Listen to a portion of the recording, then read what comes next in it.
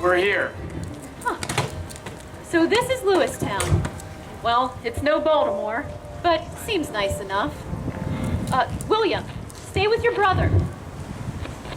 Excuse me, sir. Can you direct me to the office of the Lewistown Gazette? You, sir. Well, howdy, folks. My name is George Freisinger, and I just bought the Lewistown Gazette. Anyone know how to get there? I was told it's at the corner of Main and Water Streets where Mrs. Buchanan's Tavern was. We came here on a canal boat, and I almost fell overboard. Stay with me, boys, and don't wander off. Okay, Mother. George, where are we going to stay?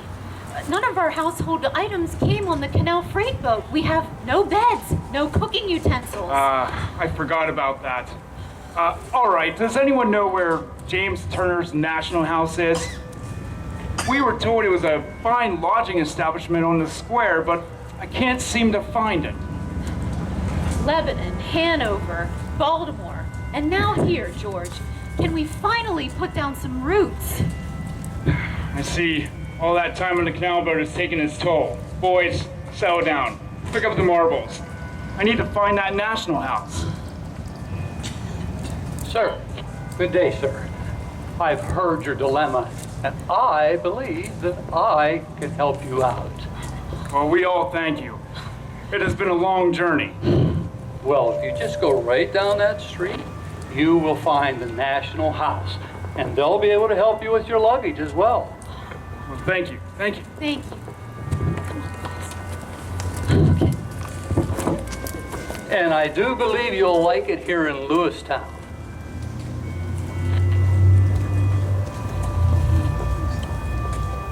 And we did like it here in Lewistown. You see, that was me in my younger days. No, not the father. I was young George. He was one of the boys, and my name is George Ritter Freisinger. And that was the day I arrived in Lewistown. My father ran the Lewistown Gazette, and eventually I followed in his footsteps into the newspaper business. By the way, my mother got her wish. My family did set down their roots right here in Lewistown, and other than my years serving in the Civil War and a few years working in our nation's capital, I spent my whole life here in Lewistown. And I have so many memories of my childhood here. Did you ever hear of the pumpkin flood? Anyone ever hear of the pumpkin flood? Well, it happened in 1847, the year after we got here.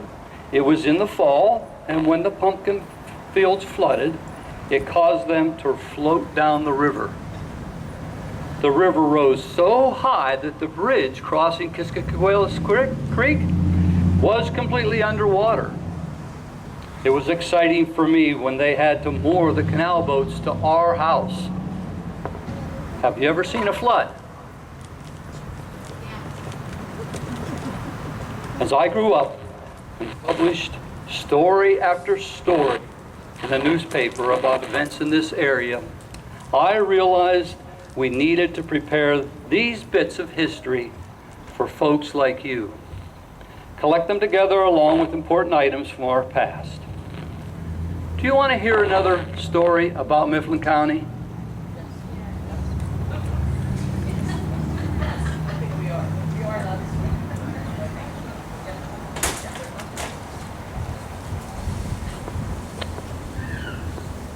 You might be wondering, what an old woman like me is doing here and what I have to do with the story of Mifflin County. Well, if Mr. Freisinger thinks I have a tale to tell, then I'd better get along and tell it.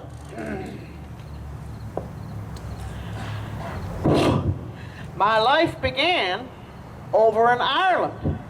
So long ago, it seems like a dream. Well, how did you get here, you might well ask? Well, that's where the real story starts. I was a young lady in love. My Henry was a dream. We had to see each other in secret, mostly because his family was not too fond of me. My family wasn't rich like the Holts were. But Henry and I didn't care. We were planning on getting married anyway.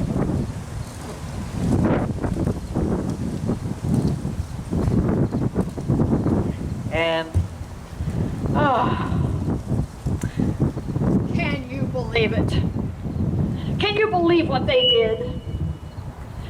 I am a grown man, and they cannot tell me who I can and cannot marry. but they thought they could tell him who he could and couldn't marry. They had a plan to get their way and the money to carry it out. So one fine day, as pretty as you please, I was walking down the street when all of a sudden 2 ruffians grabbed me by the arms and whisked me off into a carriage. Do you know what they did to me then? They put me on a ship, and the ship sailed me across the ocean to America. I was furious. Can you tell? I mean, here they were, taking her away from me. So I did the only thing I could. I left my parents and my family behind, and I took the next ship across the ocean. Believe me when I say I was scared to death. Alone, I had no money, and I was an ocean away from my home and my parents. But I had to be brave and carry on, something I had to do over and over again in my long life. And bless his heart, my dear Henry soon found me. And we got married. We settled down in Carlisle, Pennsylvania, and I became a silversmith. We had 3 sons, Henry and Thomas and John. We lived for a few wonderful, wonderful years in Carlisle together. But then, the day came when I got a fateful letter.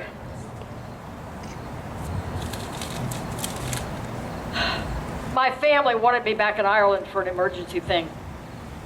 They needed me. So I have to go. I'll be only gone for a few months, and I will return.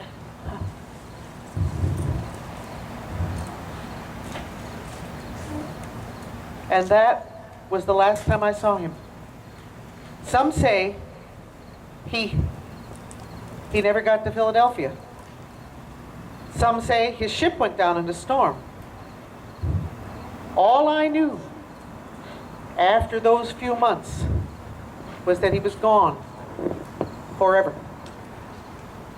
So, again, I had to be brave and carry on. I had 3 little boys I had to feed and take care of. I found odd jobs doing laundry and mending. And it wasn't easy. And then one day, a man named Arthur Buchanan came to town. He couldn't have been more different from my Henry. Henry had been a gentleman. Hey, wait a minute. Are you saying I wasn't a gentleman? Oh, Arthur, you know what I mean. You were a trapper, a frontiersman, a businessman. A little rough around the edges, but you won my heart just the same.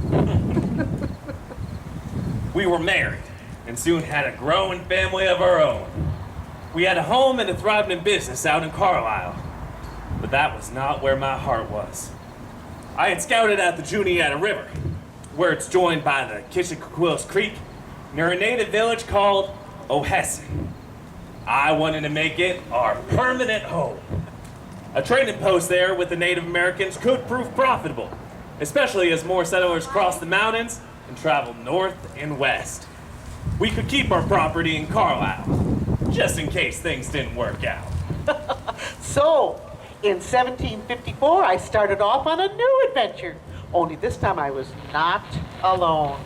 We carried everything we needed by horseback because the trails were too narrow to accommodate wagons and carts. And near the Shawnee village of Ohesson, we built our home and our trading post. Although I was the first woman of European descent to live here, it wasn't long before other families joined us. And we were very happy. Many of our best customers and friends were from the Ohesson village, and they were like a family to us. For the rest of our lives, we would be grateful for that. Yes. The war later known as the French and Indian War had begun to the west of us. And after English General Edward Braddock was defeated and killed, the Native Americans were urged by the French to attack the unprotected Pennsylvania frontier. Fort Granville was hastily built to protect us settlers in the Juniata Valley. But our friends at Ohesson told us that it would not stand up to those attacks. We told our friends and neighbors about this, and some of them heeded our advice. Others decided to take their chances in the fort. As a family, we decided to pack up our wagons and return to Carlisle. We opened up the tavern and settled back into town life. And we were in Carlisle when we heard the terrible news that Fort Granville had been burned and that those who had taken shelter there had been captured or killed. We knew we needed to stay where we were until the war was over. But Dorcas and I dreamed of the day where we could return together to our beautiful home, if it was still there. Alas, it was not to be. After 4 years in Carlisle, took sick and died.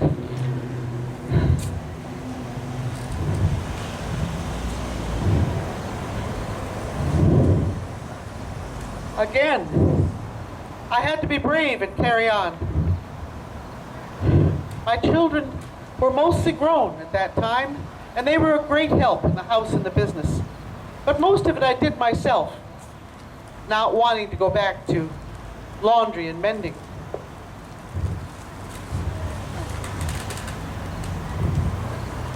What would you have done? What would you have done? Fiery, what would you have done?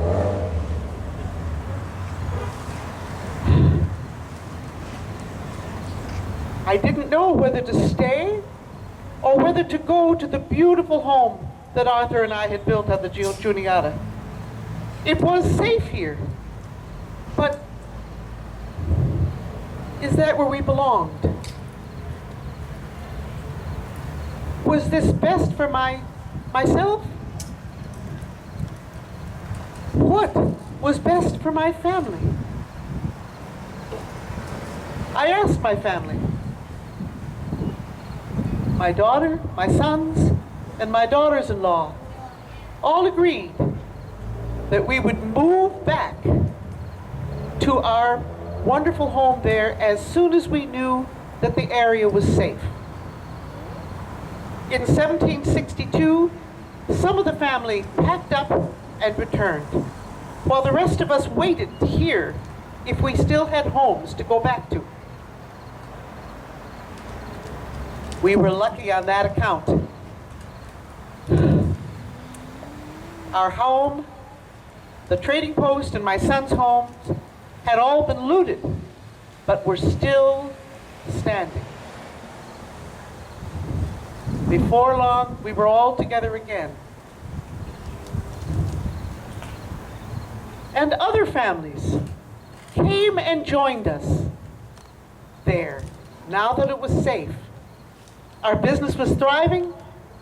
We managed 300 acres of land, much of which eventually became the town of Lewistown.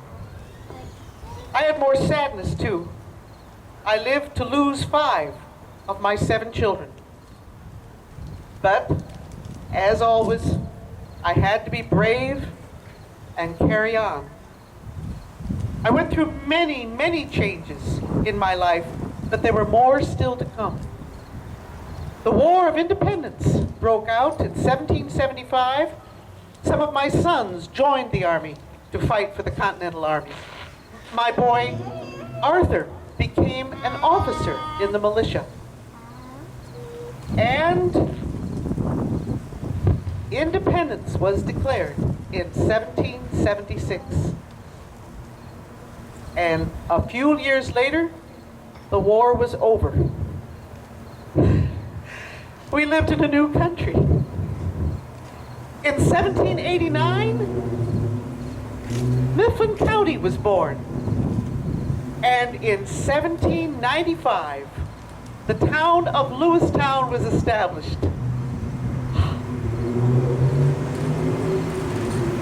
Well, Mr. Freisinger was right. I guess I was a part of the history of Mifflin County. Oh.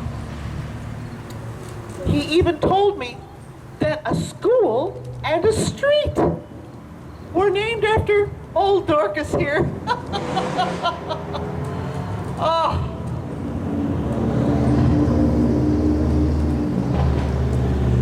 Quite a story for a 93-year-old girl kidnapped from Ireland, huh?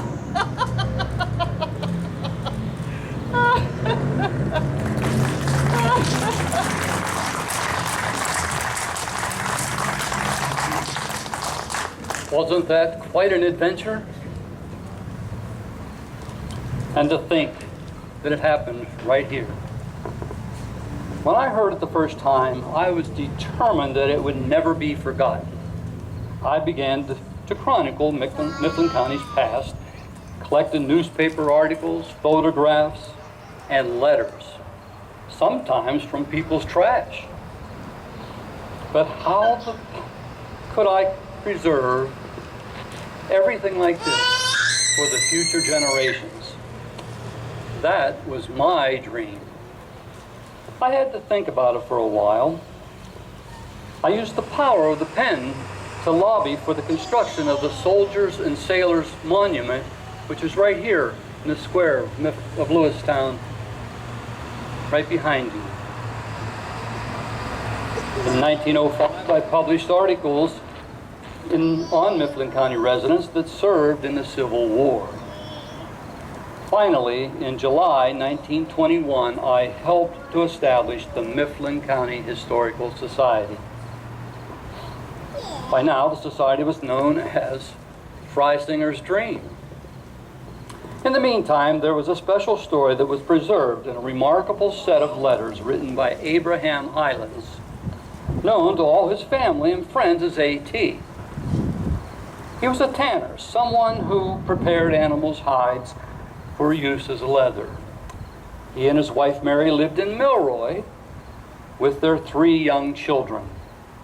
In August of 1861, A.T. and many others from the area enlisted in the Union Army and found themselves on their way to Harrisburg, ready to serve in the Civil War. A.T. wrote long and detailed letters home to his wife throughout the 4 years he served in the Army. He visited home at least once during that time. Mary saved all of his letters. Because he needed to carry only what he needed in his haversack, A.T. mentions the content of many of Mary's letters to her. that he was not able to save them.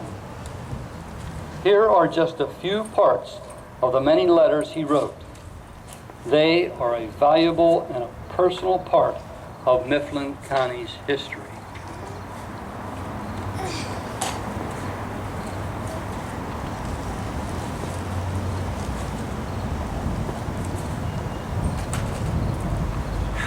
Camp Curtin, Friday evening, August 30th, 1861. Dear Mary, here I am in camp, in good health so far. We got here last evening. We then had to pitch our tents and fix for the night. We drew our rations but had nothing to cook with, so we satisfied ourselves with bread and coffee. The coffee we got from our neighbors.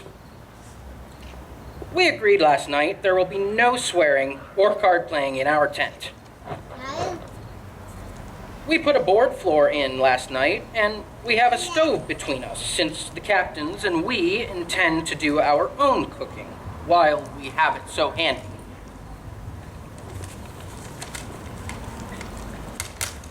Camp Curtin, September 5th, 1861. I was glad to hear of you and the children getting along so well. You must not think that I have it hard here or am dissatisfied as to sleeping on the soft ground. I enjoy it. We have a dress parade at 6 o'clock and roll call at 9. There are about 8,000 men here now, and more coming in every day. They come in all sorts of uniforms. Camp Griffin, October 20th, 1861. I thought I would not write a letter today, but we have got orders to have 2 days' provisions cooked and not a man go out of camp. So, we will march perhaps tonight or tomorrow morning.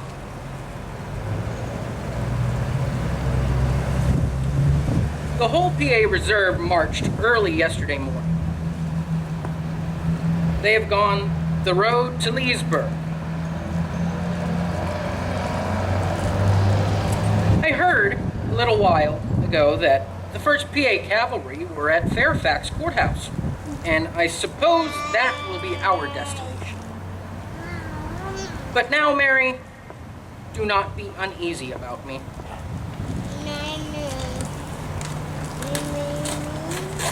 In the field near Williamsburg, Virginia, May 7th, 1862. We were ordered to go back to camp and pack up. We got something to eat and off we started. After we had gone about 6 miles, we met the 5th Regular Cavalry coming back. Some were badly wounded. Then the order was double quick. We moved into the woods in our front and lay on our arms all night. About midnight it began to rain. In the morning, we heard General Hooker engage with the rebels. Our brigade then marched off to help General Hooker. We moved up slowly. Our skirmishers were driving them when our artillery opened on them. Our battery threw a shell right among them. I tell you, they did run. But the battlefield, it was horrible. I got a chance to look over it, but the sight was too horrible for me. I did not go far. I looked at the countenances of several of the killed. Some looked very pleasantly. One had his hand with cartridge up to his teeth, ready to load his piece when he was struck. A colonel was killed, and in his pocket was a letter from his wife unopened. Adams County, Pennsylvania, Monday, July 6th, 1863. I wrote a letter to you on last Wednesday, July 1st. Since then, I have not had an opportunity to write any. I will now try and give you some of our doings since then. About 8 o'clock on Wednesday evening, we took up the march from about 7 miles northeast of Westminster for Gettysburg, PA. We marched all night and reached the battlefield near Gettysburg about 4 o'clock on Thursday afternoon. We We expected to go to the front, but it seems we were not needed at that time. Our brigade was sent to the extreme left, about 3 miles from Gettysburg. The heavy fighting was on the right and center. We got shelled a little bit, but they went over us. On Friday, the battle was desperate for about 2 hours. I think of all the artillery roars I ever heard, it was the most terrific. Men were slaughtered like sheep. I thought Antietam was a terrible field, but I think this one beats it.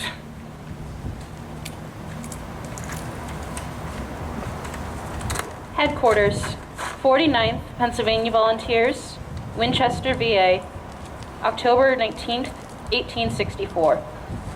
I did not get to send this yesterday, as I anticipated we got a mail last night.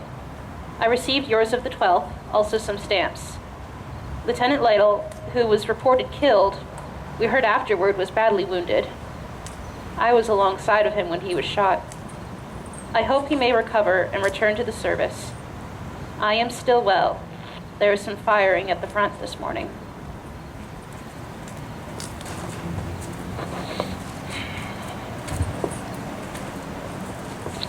That was the last letter that he wrote. According to the regimental history, he completed the muster work for those whose time in the service was up and left for his home in Milroy, October 31st, 1864. It almost seemed as if we were there with him, right on the Civil War battlefields.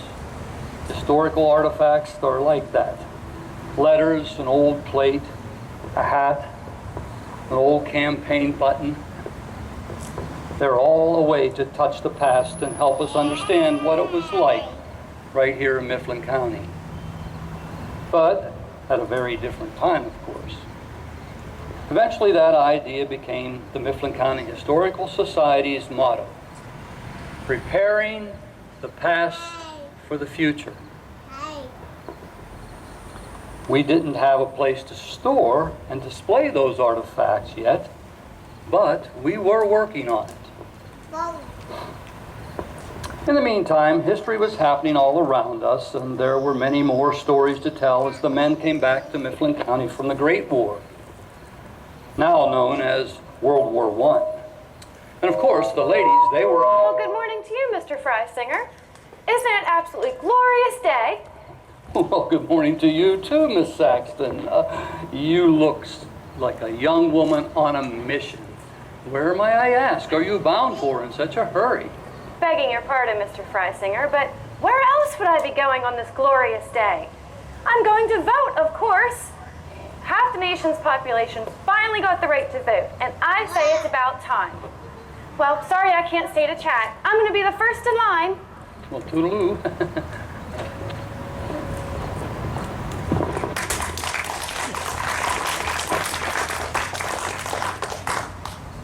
Ella Saxton was indeed the first woman in Mifflin County to vote. As I said, all around us, history was happening, and all of us, you, me, are part of Mifflin County history. My part of that history, however, was coming to an end. I had lived a long life as well, 93 years, in fact. The Historical Society had several strong leaders, so I was confident my dream would live on. If only it had a home.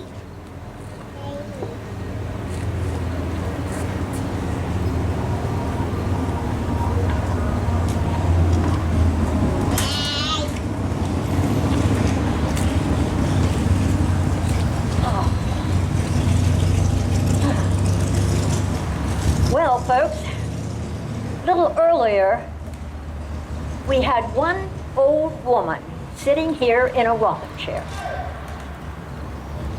And to sort of end things, now we have two old women sitting here in rocking chairs. Oh, hush, Hannah. We're not that old. You have to excuse my sister. I'm Margaretta McCoy, and this is my sister, Hannah. We grew up right here in Lewistown in Mifflin County, along with our brother Frank. Oh, Frank really made a name for himself. You see, he went to school right here in Lewistown. He graduated in 1891. And from there, he went right to the military academy, West Point. You see, he wanted to be like Papa. Papa had served in the Civil War and also in the Mexican Wars. Frank served in the Spanish-American War and was wounded at the Battle of San Juan Hill. He became an aide to Theodore Roosevelt. Then he went ahead and served in the Philippines, and he became a brigadier general by the end of World War I. Oh, now don't forget the work he did in Japan following their earthquake in 1922. Oh, that's right. I almost forgot. We sure didn't see much of him in those days. He married Frances Judson, and they traveled a lot. But he did retire, and he moved back home to Lewistown in 1938. Retired? Huh. Well, that sure didn't last long. Before we knew it, he was already back working for the government and had moved to New York. There he stayed there till after World War II. After the war, he helped make policies dealing with Japan, and by then, he was over 70 years old. But he finally did retire and came home. And you know, it was almost the way it was supposed to be. I mean, he came home and we all lived in the same house, under the same roof, right up here on North Main Street. Oh, it was just so wonderful, like it used to be. Yeah, you, me, Frank and Frances. Those were really good times. You know, Hannah, there's no new McCoy children. Well, Margaret, I'm afraid you and I are beyond that. I know that, Hannah. You know what I mean. There's no new children to take over the house now that Frank's gone. It's just you and me. You know, I've been thinking about that. What are we going to do with Frank's war medals and his photographs and Mama's china? Oh, and Papa's portrait. I mean, they're part of our history. But you know, they're also part of Mifflin County's history. Hannah, that's it. That's what we'll do. You're right. It is part of history, and it's part of Mifflin County history. Do you remember old Mr. Freisinger, and he had that historical society that he started? What if you and I gave the house and all of its history to the Mifflin County Historical Society? Oh, Margaretta, that's a wonderful idea. We need to make all the arrangements, though. And that is exactly what they did.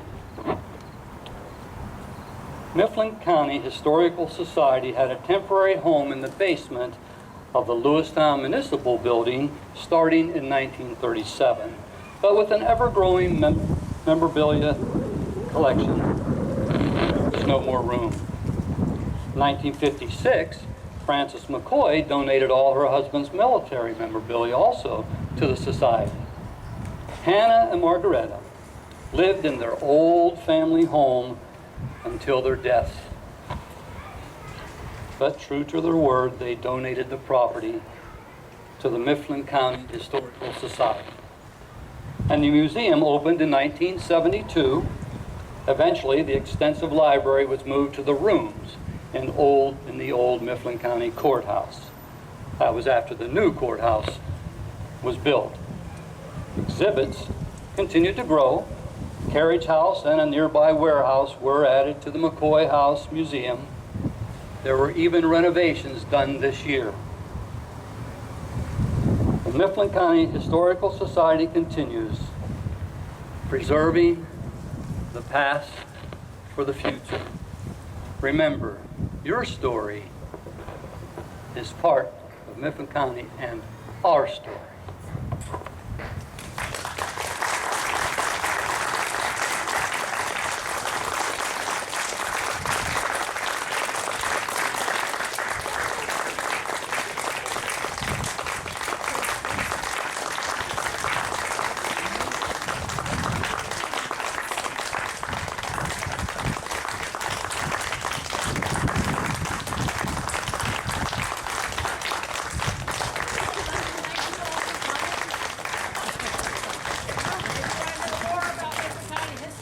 Right around the corner is the McCoy House. It's got tons of stuff in there. You can learn a lot more about us. We thank you so much for coming. And Bill Padel down here, right there raising his hand. We thank you for the script that you wrote. It's a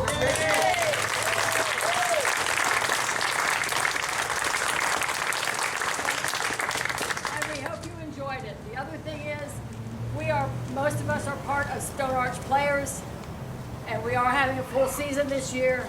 Come out and see some more shows. Thank you.